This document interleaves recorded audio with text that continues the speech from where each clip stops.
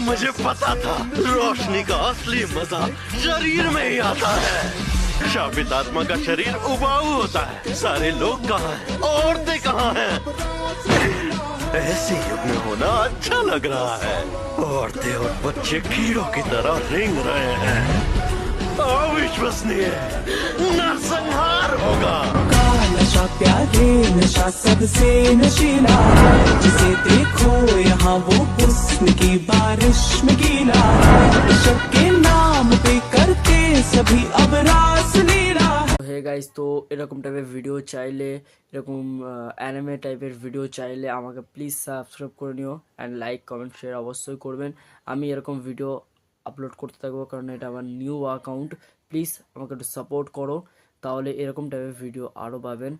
আর এই ভিডিওটাই যদি ভালো লাগে আমাকে কমেন্ট করে জানাবেন যে এরকম ভিডিও লাগবে, তোলে আমি ওরকমভাবেই আপনাদেরকে ভিডিও আপলোড করে দেবো, কোনো অসুবিধা নেই গাইস। আর আপনারা সবাই ভালো থাকবেন, আশা করি সবাই এমনিও ভালো আছেন।